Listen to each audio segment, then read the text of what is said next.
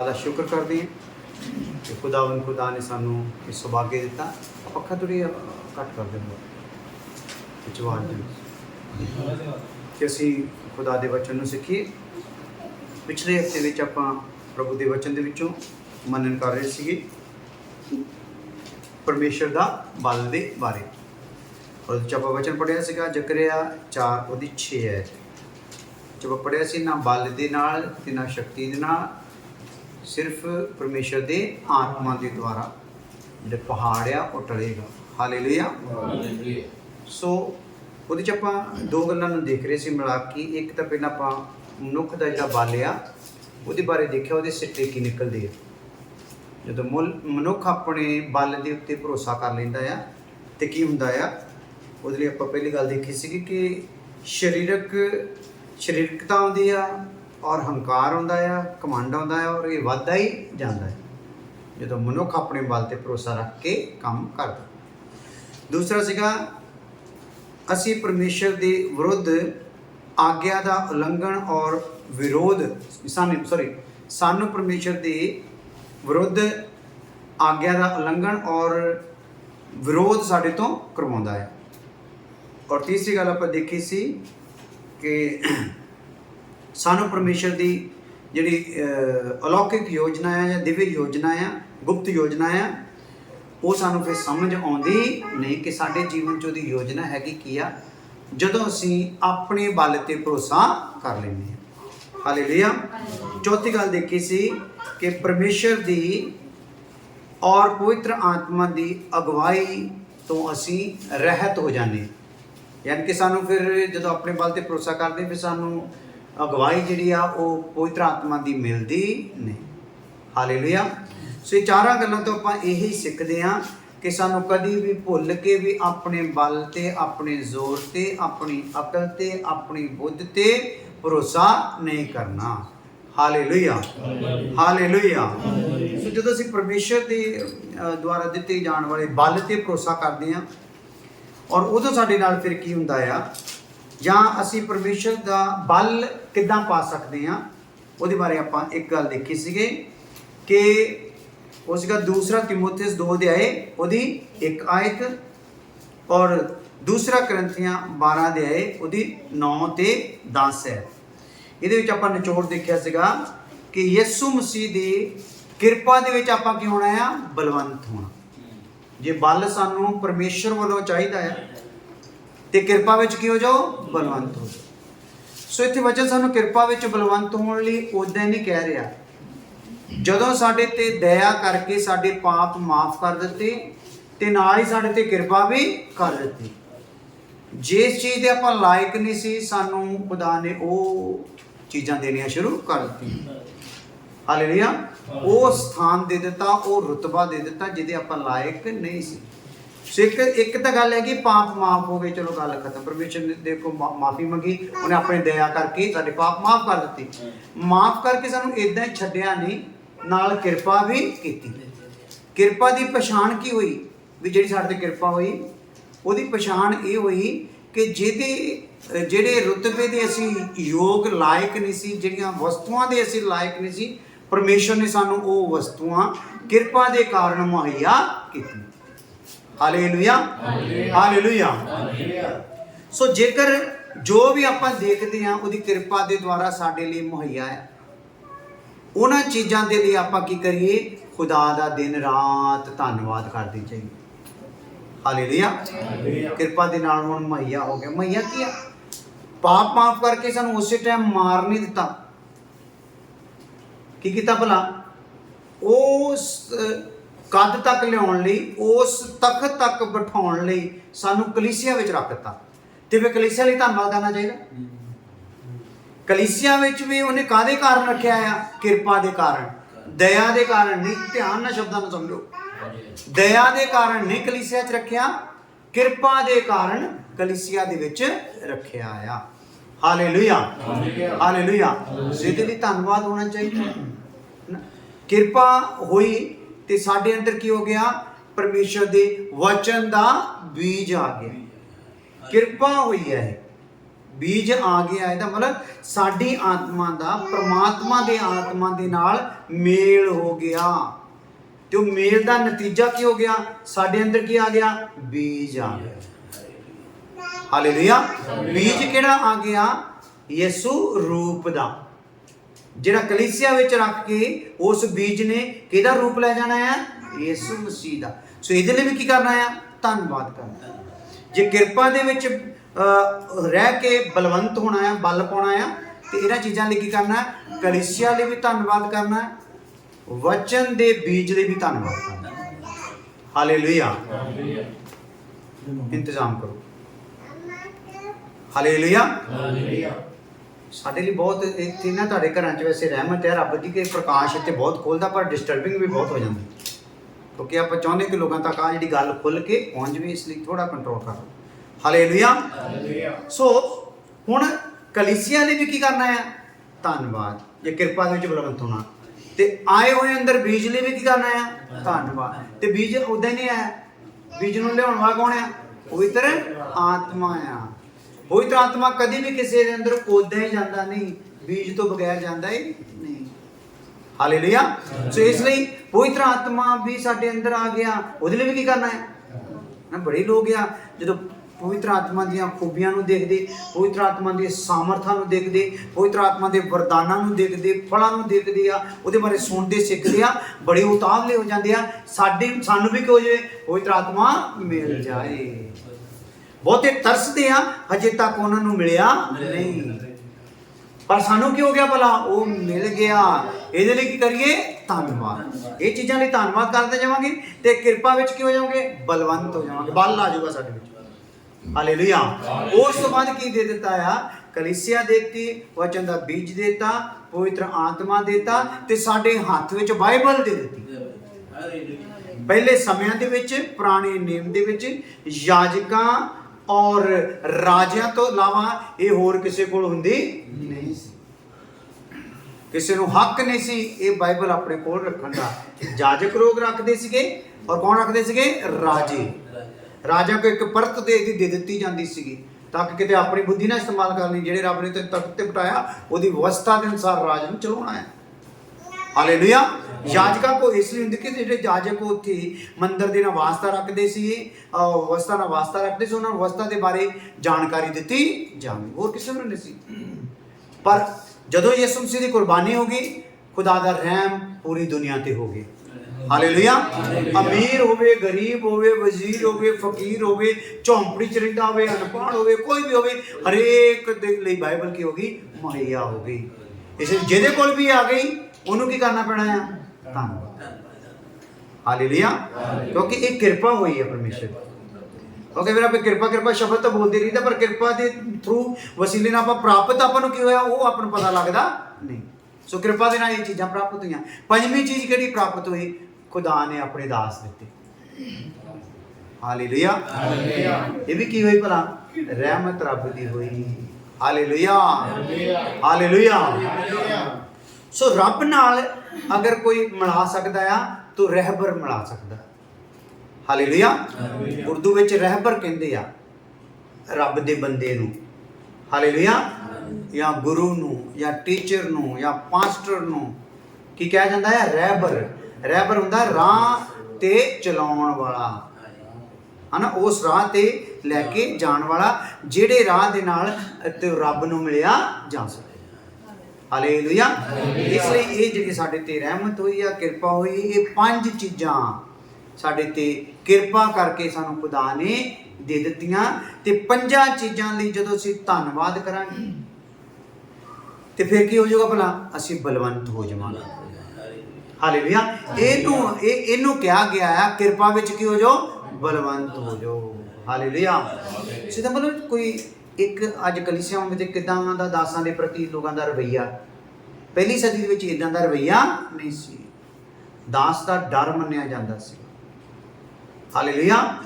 ਦਾਸ ਦੇ ਮੂੰਹ ਖੋਲਣ ਤੋਂ ਬਗੈਰ ਹੀ ਹਰੇਕ ਚੀਜ਼ ਕਲੀਸਿਆ ਨੂੰ ਆਪਣੇ ਆਪ ਹੀ ਪਤਾ ਲੱਗ ਜਾਂਦਾ ਸੀ। ਉਹਨਾਂ ਦੇ ਮਨ 'ਚ ਰੱਬ ਆਪੇ ਹੀ ਪਾ ਦਿੰਦਾ ਸੀ ਕਲੀਸਿਆ ਦੀ ਕੀ ਲੋੜ ਆ, ਕੀ ਜ਼ਰੂਰਤ ਆ।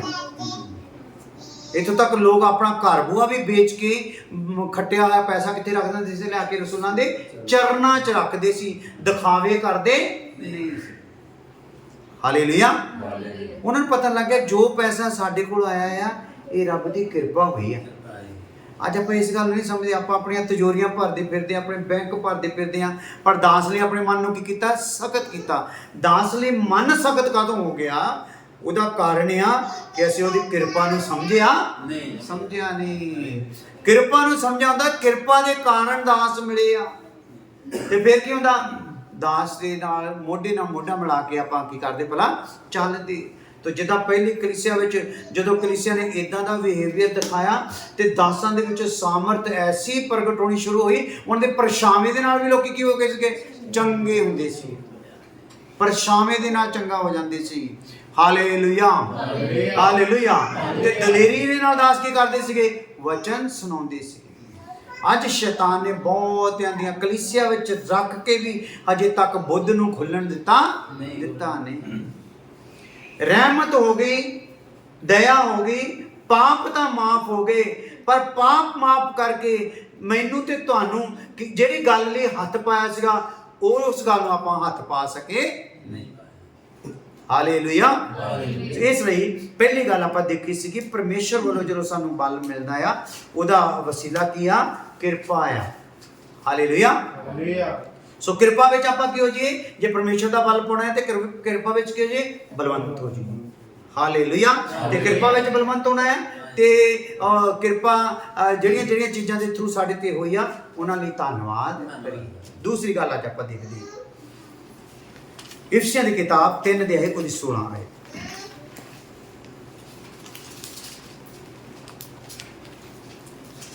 ਭਈ ਉਹ ਆਪਣੇ ਪ੍ਰਤਾਪ ਦੇ ਧਨ ਅਨੁਸਾਰ ਤੁਹਾਨੂੰ ਇਹ ਦਾਨ ਕਰੇ ਜੋ ਤੁਸੀਂ ਉਹਦੇ ਆਤਮਾ ਦੇ ਰਾਹੀਂ ਅੰਦਰਲੀ ਇਨਸਾਨੀਅਤ ਵਿੱਚ ਸਮਰੱਥਾ ਨਾਲ ਬਲਵੰਤ ਬਣੋ। ਹਾਲੇਲੂਇਆ। ਸੋ ਪਰਮੇਸ਼ਰ ਦਾ ਬਲ, ਹੁਣ ਆਪਾਂ ਗੱਲ ਕਰ ਰਹੇ ਹਾਂ, ਪਹਿਲਾਂ ਤਾਂ ਇਨਸਾਨ ਦਾ ਬਲ ਤੇ ਉਹਦੇ ਸਿੱਟੇ ਦੇਖ ਲਏ, ਹੁਣ ਪਰਮੇਸ਼ਰ ਦਾ ਬਲ ਸਾਡੇ ਵਿੱਚ ਕਿੱਦਾਂ ਆ ਸਕਦਾ ਹੈ? ਉਹਦੀ ਕਿਰਪਾ ਦੇ ਵਿੱਚ ਬਲਵੰਤ ਹੋ ਕੇ, ਔਰ ਦੂਸਰਾ ਕੀ ਆ? ਪਵਿੱਤਰ ਆਤਮਾ ਦੇ ਅਭਿਸ਼ੇਕ ਪ੍ਰਾਪਤ ਕਰਕੇ ਬਲਵੰਤ ਹੁੰਦੇ ਜਾਣਾ ਹੈ। ਹਾਲੇਲੂਇਆ। ਪਵਿੱਤਰ ਆਤਮਾ ਦਾ ਕੀ ਕਰਕੇ? ਭਲਾ ਅਭਿਸ਼ੇਕ ਪ੍ਰਾਪਤ ਕਰਕੇ ਬਲਵੰਤ ਹੁੰਦੇ ਜਾਣਾ। ਇੱਕ ਕਿਰਪਾ ਦੇ ਵਿੱਚ ਬਲਵੰਤ ਹੁੰਦੇ ਜਾਣਾ ਹੈ, ਫਿਰ ਮੰਨਿਆ ਜਾਊਗਾ ਸਾਡੇ ਵਿੱਚ ਕਿਹੜਾ ਬਲ ਆ? ਪਰਮੇਸ਼ਰ ਦਾ। ਫਿਰ ਪਵਿੱਤਰ ਆਤਮਾ ਦੇ ਅਭਿਸ਼ੇਕ ਨੂੰ ਪ੍ਰਾਪਤ ਕਰਕੇ ਕੀ ਹੁੰਦੇ ਜਾਣਾ ਆ? ਬਲਵੰਤ ਹੁੰਦੇ ਜਾਣਾ। ਅਭਿਸ਼ੇਕ ਸਾਡੇ ਵਿੱਚ ਹਰ ਸਮੇਂ ਖੁਦਾ ਕੀ ਕਰਨਾ ਚਾਹੁੰਦਾ? ਤਾਜ਼ਾ। ਇਹ ਨਹੀਂ ਕੱਲ ਪਰਸੋਂ ਦਾ ਪਾਇਆ ਅਭਿਸ਼ੇਕ ਦੇ ਆਪਾਂ ਕਈ ਵਾਰੀ ਗੁਣ ਗਾਉਂਦੇ ਰਹਿੰਦੇ, ਕੱਲ ਅਭਿਸ਼ੇਕ ਪਾਇਆ ਸੀ, ਫਲਾਣਾ ਅਭਿਸ਼ੇਕ ਪਾਇਆ ਸੀਗਾ। ਉਹ ਅਭਿਸ਼ੇਕ ਪਾਇਆ ਸੀ, ਖੁਦਾ ਨੇ ਕੋਈ ਕੰਮ ਉਹਦੇ ਥਰੂ ਰੱਖਿਆ ਪਿਆ ਸੀਗਾ, ਉਹਨੇ ਕੰਮ ਹੁੰਦਾ ਦੇਖਣਾ ਆ। ਜੇ ਇਸ ਗੱਲ ਲਈ ਤੈਨੂੰ ਅਭਿਸ਼ੇਕ ਦਿੱਤਾ ਸੀ ਉਹ ਕੰਮ ਹੋਇਆ ਵੀ ਆ ਕਿ ਨਹੀਂ? ਤੇ ਜੇ ਉਹ ਕੰਮ ਹੋਇਆ ਨਹੀਂ, ਅਗਲੀ ਵਾਰੀ ਤੈਨੂੰ ਅਭਿਸ਼ੇਕ ਮਿਲ ਸਕਦਾ ਨਹੀਂ। ਤੇਰੇ ਅਭਿਸ਼ੇਕ ਦਾ ਅਗਲਾ ਲੈਵਲ ਤੈਨੂੰ ਪ੍ਰਾਪਤ ਹੋ ਸਕਦਾ ਨਹੀਂ। ਤੇ ਜੇ ਹੋਇਆ ਵੀ ਤੇ ਉਸੇ ਲੈਵਲ ਦਾ ਹੀ ਰਹੂਗਾ, ਕਿਉਂਕਿ ਜਿਸ ਕੰਮ ਲਈ ਅਭਿਸ਼ੇਕ ਦਾ ਮਤਲਬ ਹੈ ਕਿਸੇ ਕੰਮ ਲਈ ਕੀ ਕਰ ਦਿੱਤਾ ਗਿਆ? ਇਸ ਬੰਦੇ ਨੂੰ ਠਹਿਰਾ ਦਿੱਤਾ ਗਿਆ, ਮੁਕਰਰ ਕਰ ਦਿੱਤਾ ਗਿਆ। ਯਿਸੂ ਮਸੀਹ ਨੇ ਇਸ ਲਈ ਆਪਣੇ ਬਾਰੇ ਕਿਹਾ ਪਰਮੇਸ਼ਰ ਦਾ ਆਤਮਾ ਮੇਰੇ ਤੇ ਆ, ਉਹਨੇ ਮੈਨੂੰ ਇਸ ਲਈ ਮਸਾ ਕੀਤਾ ਹੈ। ਹਾਲੇਲੂਇਆ। ਇਹ ਕੀਤਾ ਭਲਾ ਇਸ ਲਈ ਮਸਾ ਕੀਤਾ ਆ ਕਿ ਮੈਂ ਗਰੀਬਾਂ ਨੂੰ ਕੀ ਕਰਾਂ? ਸੁਸਮਾਚਾਰ ਸੁਣਾਵਾਂ, ਅੰਨ੍ਹਿਆਂ ਦੀਆਂ ਅੱਖਾਂ ਨੂੰ ਖੋਲਾਂ, ਮੁਰਦਿਆਂ ਨੂੰ ਜਵਾਲਾਂ, ਤੇ ਪਰਮੇਸ਼ਰ ਦੇ ਰਾਜ ਦਾ ਕੀ ਕਰਾਂ? ਪ੍ਰਚਾਰ ਕਰਾਂ। ਸੋ ਯਿਸੂ ਮਸੀਹ ਨੇ ਇਹ ਕੰਮ ਜਿਹੜੇ ਸੀਗੇ ਜੋ ਅਭਿਸ਼ੇਕ ਉਹਦੇ ਤੇ ਆਇਆ ਉਹਨੇ ਕੰਮ ਕੀ ਕਰਦੇ? ਸ਼ੁਰੂ ਕਰਤੇ। ਹਾਲੇਲੂਇਆ। ਅੰਜੂ ਦੱਸ ਰਹੀ ਸੀਗੇ ਪਿਛਲੇ ਸਮਿਆਂ ਦੇ ਵਿੱਚ ਇਹਨਾਂ ਦਾ ਇੱਕ ਦਰਸ਼ਨ ਸੀਗਾ ਕਿ ਇਹਨਾਂ ਨੂੰ ਬਾਰ-ਬਾਰ ਇਦਾਂ ਦਿਸ ਰਿਹਾ ਸੀ ਕਿ ਕੋਈ ਮੈਂ ਸੇਵਾ ਕਰ ਰਹੀ ਹਾਂ। ਟੈਨਸ਼ਨ 'ਚ ਉਲਝਣ 'ਚ ਬਹੁਤ ਸੀਗੀ, ਪਰ ਇਹਨੂੰ ਹਰ ਵਾਰ ਉਹ ਹੀ ਨਜ਼ਰ ਆਈ ਜਾ ਰਹੇ ਸੀ ਕੋਈ ਮੈਂ ਬਰਤਨ ਸਾਫ਼ ਕਰ ਰਹੀ ਜਾਂ ਕੁਝ ਕਰ ਰਹੀ ਹਾਂ। ਸੋ ਇਹਨੇ ਕੀ ਕੀਤਾ? ਉਹ ਉਸ ਗੱਲ ਨੂੰ ਫੋਲੋ ਕਰ ਲਿਆ ਤੇ ਜਾ ਕੇ ਉਹ ਸੇਵਾ ਕਰਨੀ ਸ਼ੁਰੂ ਕਰ ਦਿੱਤੀ। ਤੇ ਪ੍ਰਭੂ ਨੇ ਅਗਲੀ ਜ਼ਿੰਮੇਵਾਰੀ ਫਿਰ ਆਪਣੇ ਹੱਥ ਵਿੱਚ ਲੈ ਲਈ। ਹਾਲੇਲੂਇਆ। ਜੇ ਅਭਿਸ਼ੇਕ ਸਾਡੇ ਚਾਹੁੰਦਾ ਆਪਾਂ ਨੂੰ ਕੱਲਾ ਇਦਾਂ ਉਹ ਜੋਸ਼ ਦੇ ਨਾਲ ਭਰਨ ਲਈ ਥੋੜੀ ਆ। ਉਹ ਅਭਿਸ਼ੇਕ ਆਇਆ ਆ, ਕੋਈ ਕੰਮ ਆ, ਜਾਂ ਤਾਂ ਤੇਰੀ ਕਮਜ਼ੋਰੀ ਨੂੰ ਦੂਰ ਕਰਨਾ ਆ ਤੇ ਜਾਂ ਤੈਨੂੰ ਕਲੀਸਿਆ ਦੇ ਵਿੱਚ ਹੋਰ ਉન્નਤੀ ਤਰੱਕੀ ਦਾ ਕਾਰਨ ਬਣਾਉਣ ਦੇ ਲਈ ਆ। ਉਸ ਗੱਲ ਨੂੰ ਹੱਥ ਪਾਉਣਾ ਪੈਣਾ ਹੈ ਆਪਾਂ ਨੂੰ। ਅਭਿਸ਼ੇਕ ਕੋਈ ਖੇਡਾਂ ਥੋੜ੍ਹੀਆਂ ਆਏ ਆ ਤੇ ਬਾਲਟੀ ਭਰੀ ਤੇ ਪਾਣੀ ਦਿੱਤੀ ਤੇ ਚੱਲ ਜਾ ਕੇ ਡੋਲ ਦਿੱਤੀ। ਉਹ ਜੋ ਇਸ ਕੰਮ ਲਈ ਆ ਉਹ ਉੱਥੇ ਹੀ ਇਸਤੇਮਾਲ ਹੋਣਾ ਆ। ਸੋ ਜਦੋਂ ਖੁਦਾ ਅਭਿਸ਼ੇਕ ਦਿੰਦਾ ਆ ਤੇ ਨਾਲ ਨਾਲ ਪਵਿੱਤਰ ਆਤਮਾ ਦੁਆਰਾ ਸਾਨੂੰ ਸਮਝ ਵੀ ਦਿੰਦਾ ਆ। ਜੇ ਆਪਾਂ ਪ੍ਰਭੂ ਦੇ ਨਾਲ ਗੱਲ ਕਰਾਂ, ਪ੍ਰਭੂ ਅੱਜ ਮੈਨੂੰ ਬੜਾ ਭਰਪੂਰ ਕੀਤਾ, ਅੱਜ ਮੇਰੇ ਮਨ ਨੂੰ ਬੜਾ ਤਾਜ਼ਾ ਕੀਤਾ, ਅੱਜ ਮੇਰੀ ਰੂਹ ਨੂੰ ਬੜਾ ਸਕੂਨ ਜਿਹਾ ਆਇਆ ਆ, ਇਹਦਾ ਕੀ ਮਕਸਦ ਆ, ਮੈਂ ਕੀ ਕਰਾਂ ਹੁਣ। ਹਾਲੇਲੂਇਆ। ਕਿਉਂਕਿ ਯਿਸੂ ਮਸੀਹ ਦੇ ਬਾਰੇ ਲਿਖਿਆ, ਕਹਿੰਦਾ ਮੈਂ ਆ ਗਿਆ ਆ ਕਿ ਤੇਰੀ ਮਰਜ਼ੀ ਨੂੰ ਕੀ ਕਰਾਂ, ਪੂਰਾ ਕਰਾਂ। ਹਾਲੇਲੂਇਆ।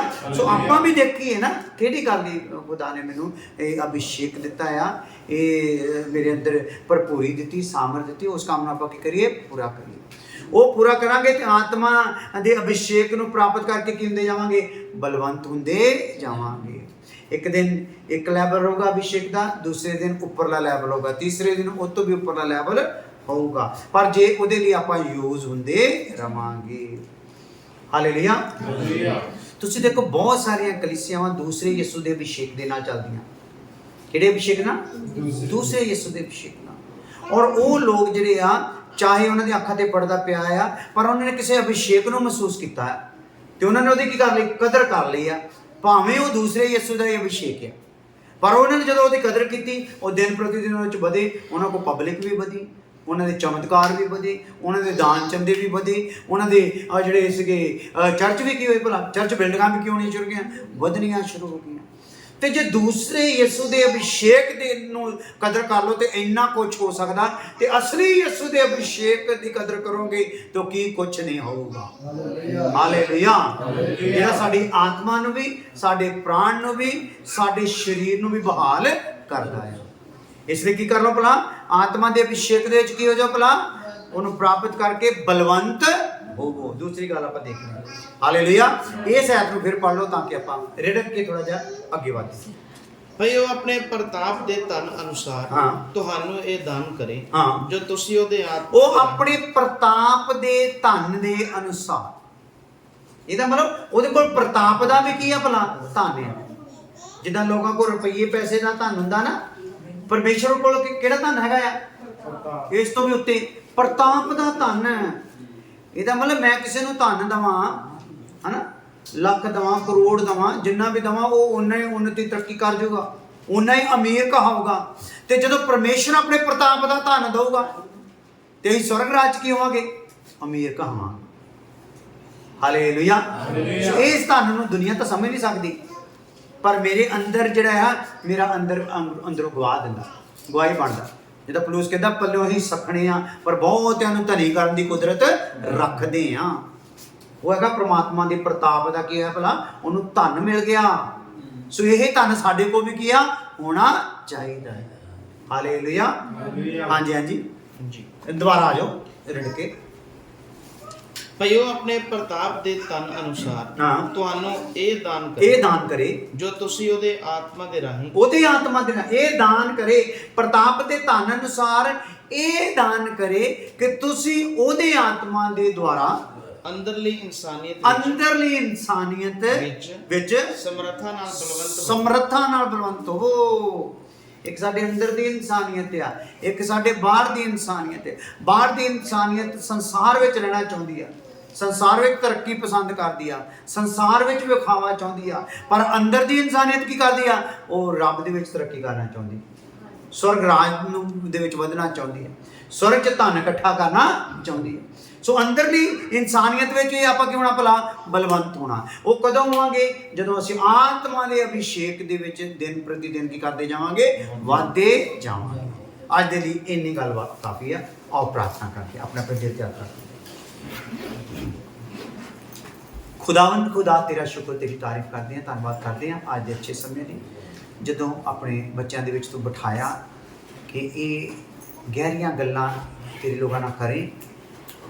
ਔਰ ਤੂੰ ਪਿਆਰ ਕਰਦਾ ਸਾਨੂੰ, ਤਾਂ ਹੀ ਉਹ ਖੁਦਾਵੰਦ ਇਹ ਡੀਪ ਗੱਲਾਂ ਸਾਨੂੰ ਦੇ ਦਿੰਦਾ ਹੈ ਤਾਂ ਕਿ ਸਾਡਾ ਕੱਦ ਹੋਰ ਉੱਪਰ ਆਵੇ। ਖੁਦਾਵੰਦ, ਮੈਂ ਪ੍ਰਾਰਥਨਾ ਕਰਦਾ ਜਦੋਂ ਇਹ ਗੱਲਾਂ ਸੁਣੀਆਂ, ਇਹਨਾਂ ਗੱਲਾਂ 'ਤੇ ਮੰਨਣ ਕਰਦੇ ਹੋਏ ਆਪਣੇ ਜੀਵਨਾਂ ਵੱਲ ਧਿਆਨ ਕਰੀਏ, ਆਪਣੇ ਅੰਦਰ ਦੀ ਇਨਸਾਨੀਅਤ ਵੱਲ ਧਿਆਨ ਕਰੀਏ, ਆਪਣੀ ਤੇ ਹੋਈ ਕਿਰਪਾ ਵੱਲ ਧਿਆਨ ਕਰੀਏ, ਔਰ ਕਿਰਪਾ ਸੇ ਕਿਰਪਾ ਪਾਉਂਦੇ ਜਾਈਏ।